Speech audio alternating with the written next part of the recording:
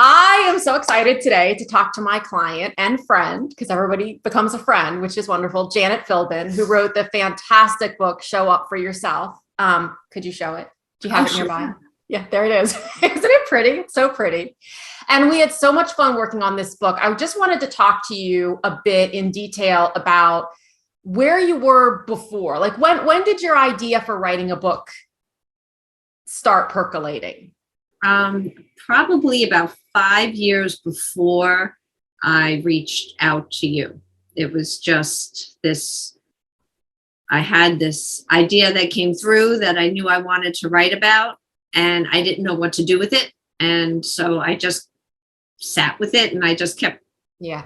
writing in journals until I allowed myself to believe, okay, maybe this could become a book and maybe I should actually start thinking about writing like it would be a book as opposed to just randomly writing. Yeah. So that's super interesting. When you started writing in the journal, and what were you thinking? Were you thinking that you were trying to put together content for the book, or were you thinking, I don't want to lead the witness here, as I say, but like, what was your motivation to even start writing little things? I mean, you're a writer anyway, and you write a lot of posts and things like that, but Yeah, but I wasn't back then. I only really, no, not that. So what year are we in now? 2021. The book came out in 2020. So back in 2015, 2014, I was not a writer. I didn't put what I wrote on social media. My social media was purely personal, unless I was teaching a class or something locally. Everything was live. There were no Zoom classes, so I didn't post what I wrote back then at all, ever. So I was were you really practicing? You were practicing. oh yeah. So just to give some context, can you tell everybody what you do and what you were doing back then in terms of your practice? Sure. So I'm a clinical social worker and a certified hypnotherapist and a conscious parenting coach and an energy healer.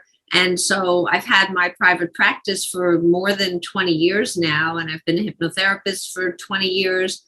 And I've been teaching classes on healing and working on yourself for the past, I don't know, 5-6 years. And so, but I was teaching classes that I was trained in to teach. It wasn't like my own material, so to speak. Of course, I got infused in that, but it wasn't my stuff.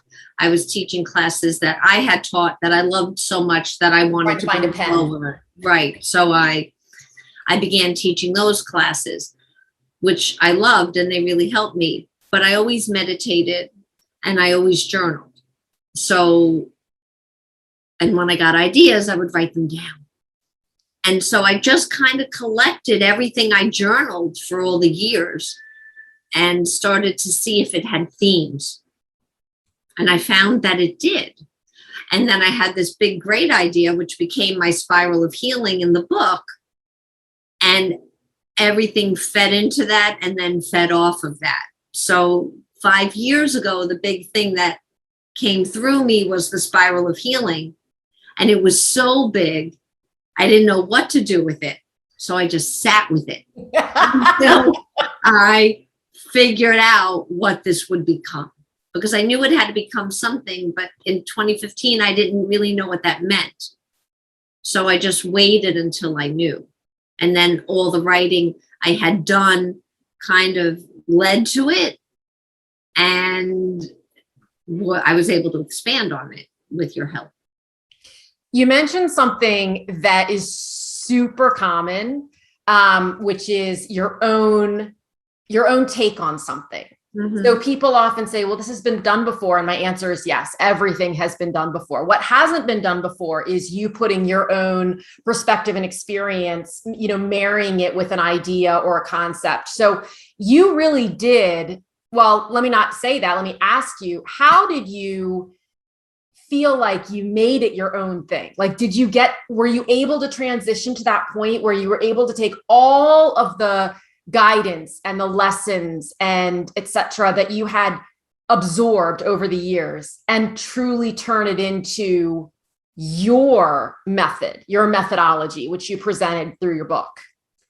I think I did. I think I did with your help, actually. So I have to give credit where credit is due, because I was very concerned, as you know, when I was writing my book, that if something didn't come directly from me, like something in my own brain, that I gave proper credit. Like this was something hugely important to me, as I'd imagine it is for most authors, but it was really significant for me that I properly acknowledge where I learned something, which I think we did very carefully.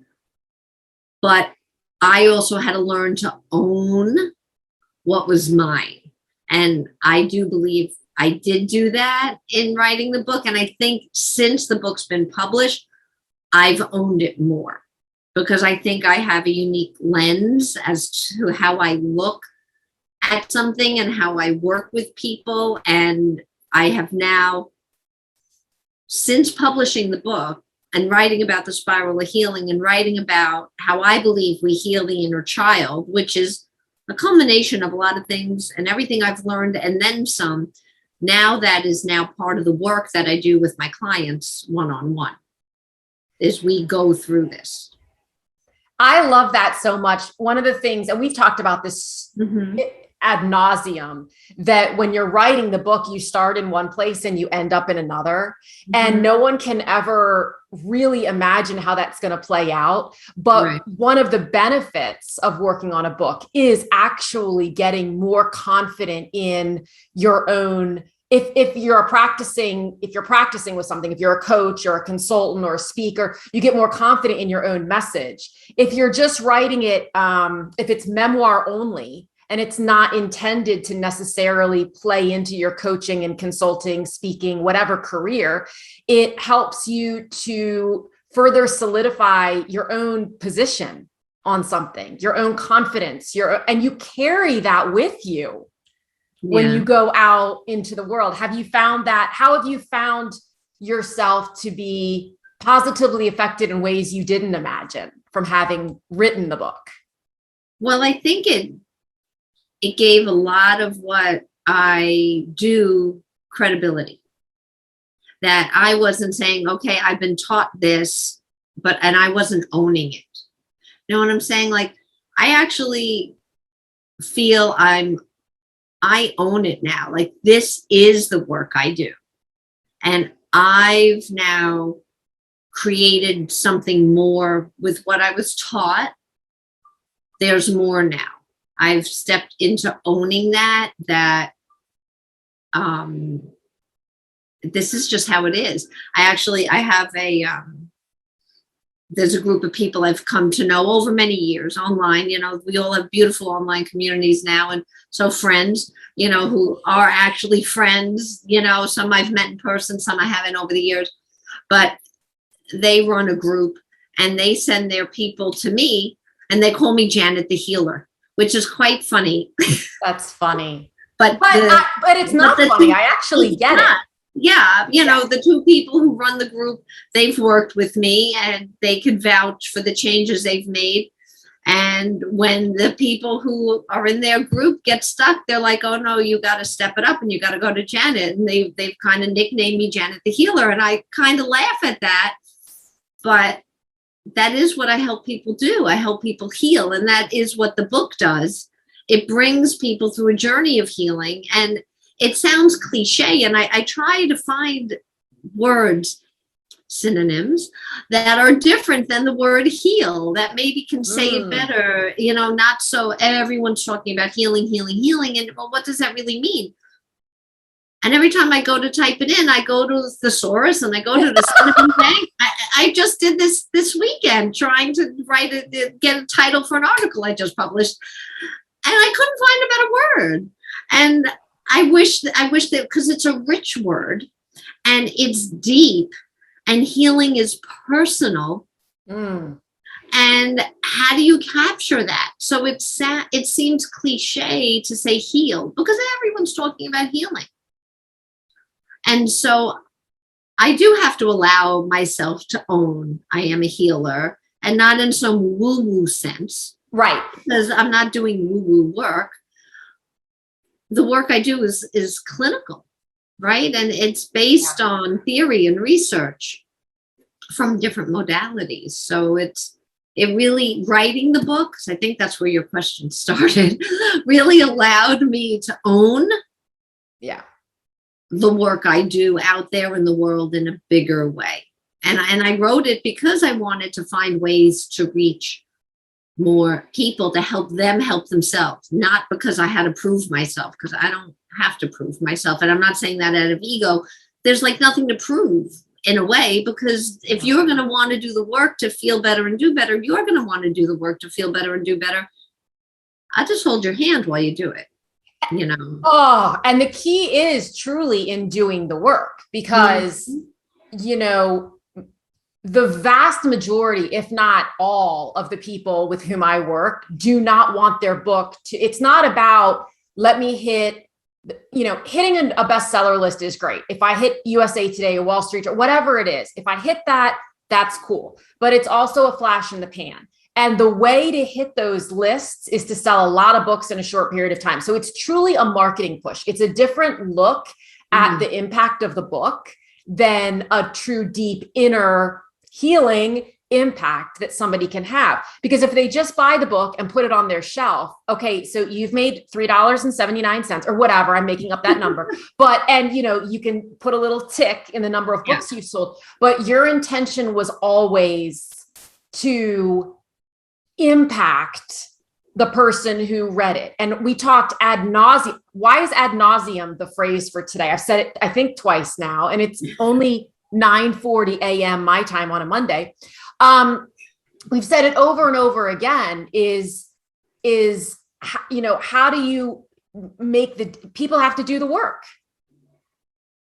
People have to do the work. And one of the best gifts, and I don't even think you know this, I don't think I had an opportunity to tell you, is that I have now had a number of people who didn't know me before find my book on Amazon, or there's a little metaphysical shop nearby where I live that stocks my book. Yeah. And because of the book, they've reached out to me to work with me and become clients. And that's amazing, because they wouldn't have, maybe they would have found another therapist, but these are people that have worked with people, you know, many times. Yes. And in, you know, 6 sessions, like, they've made transformations that they've never made, all because of a little book. Because I was willing to put myself out there and be brave and say, okay, this is who I am, like it or not, you know. And that's where you come full circle to your experience and perspective. And, you know, people have read the books. If they wouldn't have bought your book, unless they knew you and they were just trying to be supportive, right? But you're talking about random strangers in a bookstore. Random strangers. So they were in the bookstore for a reason. And that reason being that they subscribed to, in this case, the metaphysical world and paradigm and all of that. They grabbed your book because they were looking for something about your title. And then it just kept bringing them more deeply in, right? What ended up making them read the whole book from cover to cover and then further contact you and say, how can we work further together, is that there was something about the way that you delivered the message that none of the other people, and that's not to say that there was anything bad or wrong about the other content they've consumed. It's just for whatever reason, and it could be any number of things, working with them one-on-one either didn't work or it wasn't the right choice for them. So that's such a beautiful feeling. What ultimately, we can talk about it. It's fun to talk about projects that are completed from this side because we know how things turn out, right? But before you knew that this was going to work out, however you defined that, what were your concerns about writing the book, about making the investment? Like, what other things had you, beyond journaling, were there other modalities that you looked into for getting the book done? I was lost. I'll start with that sentence. And I did not know how to write a book. I sat down at the library once a week and pulled out my computer and started at chapter 1. And I think by the time I reached out to you, I got about 4 chapters in, even though I had a pile this high of content that I'd printed up. I didn't know what to do with it or how to organize it. And I found you through a social media friend who I've known for years, who recommended you, who lives in Australia, by the way. So I know she's about Elizabeth Lyons in Arizona. I don't know, but it was I found you because I was looking into a major publishing house and doing their workshop, but I had done a free online thing with them before contacting you, and I didn't resonate with the 2 people running it at all. I was like, yuck, I don't like this, but I don't know how to write a book, and I don't know what else to do, and I don't know what other resources they are. And I went to your website. I was like, oh, I have to work with her. Like, I didn't know what you were going to charge. It almost didn't matter to me because I knew that the book had to get written. It was such a drive. And then when we met and we talked over Zoom, before you did then and now. Yes, exactly. Before we even talked about price, I was just like, sign me up. Like, it didn't matter to me because I just knew, like, you got me, we connected, you were open, and I just knew, like, you knew what you were doing. Like, you were already a published author, how many times, and already helped other people self-publish their books.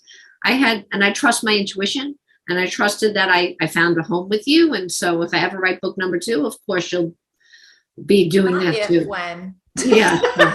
Because I'm waiting for book number 2 because I want to read it. I loved working on book number 1. I loved working on Show Up for Yourself. It was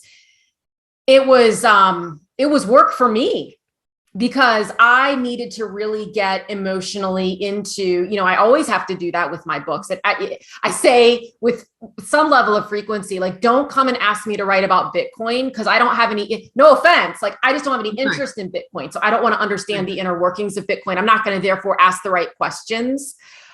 With the work that you do, I'm so curious about it. And so I could look at it both as an editor, a developer, and a reader, which was really fun. It was really fun. So thank you for trusting me because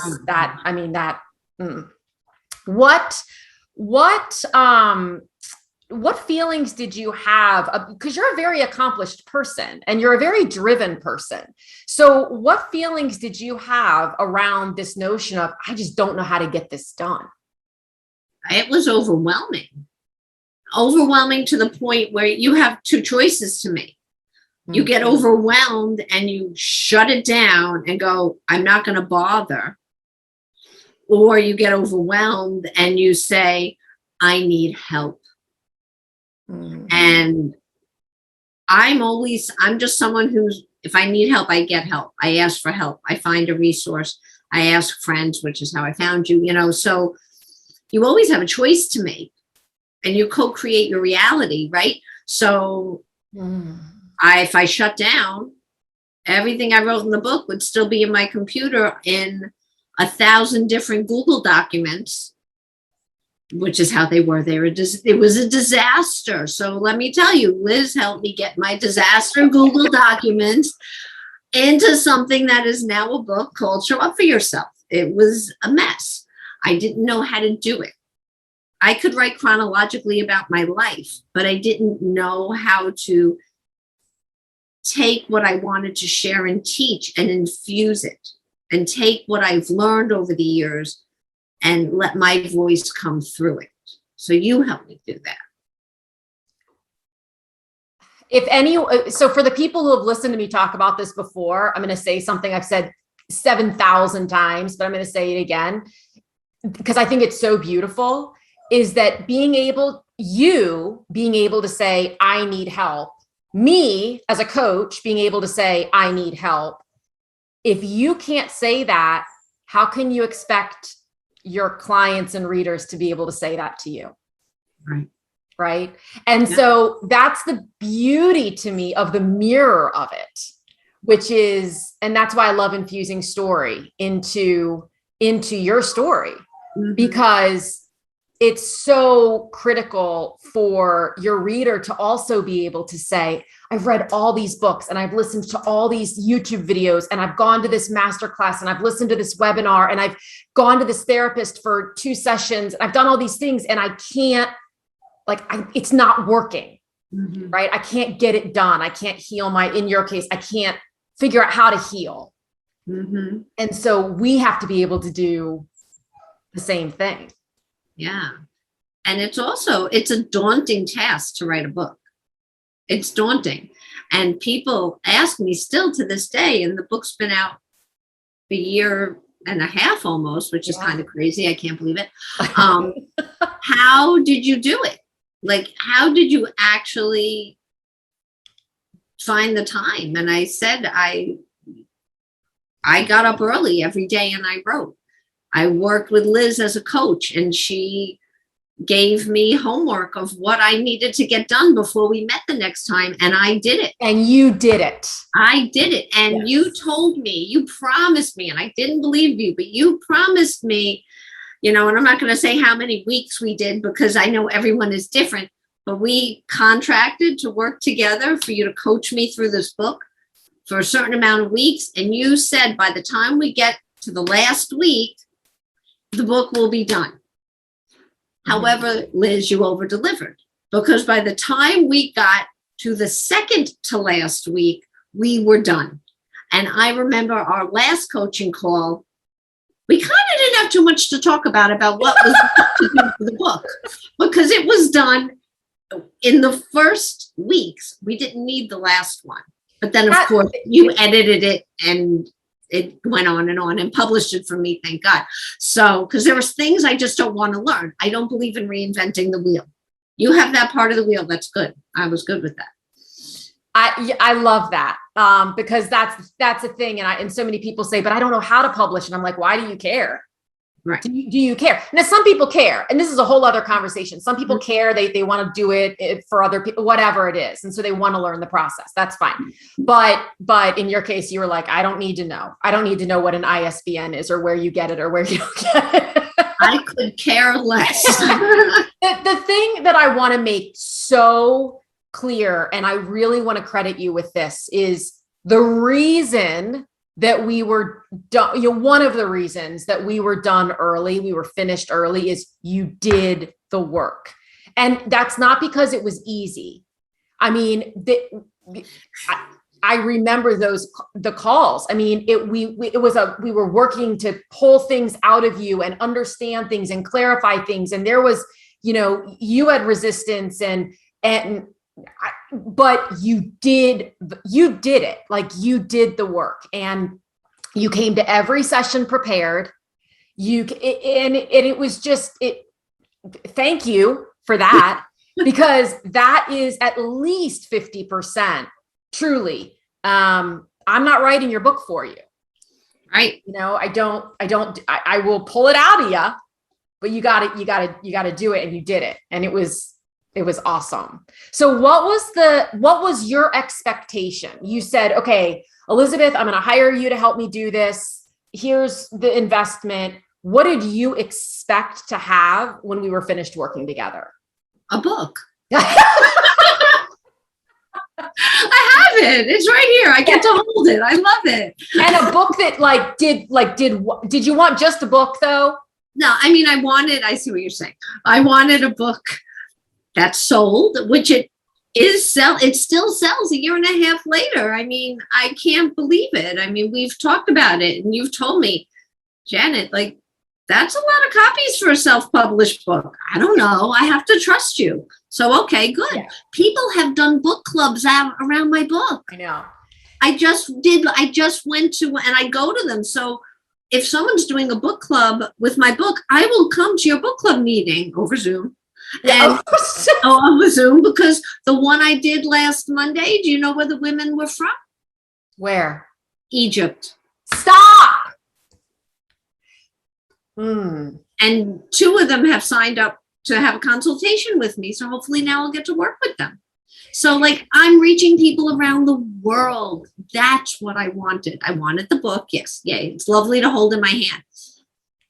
But this is just information that came through me, your help, getting it onto paper, organizing it, making sense of the chaos in my brain, and bringing it to people so that they can benefit, not from me, but from themselves. I can't do anything and help anyone with anything that's not already inside of them, just like you can't help an author pull the book out of them that's not already inside of them.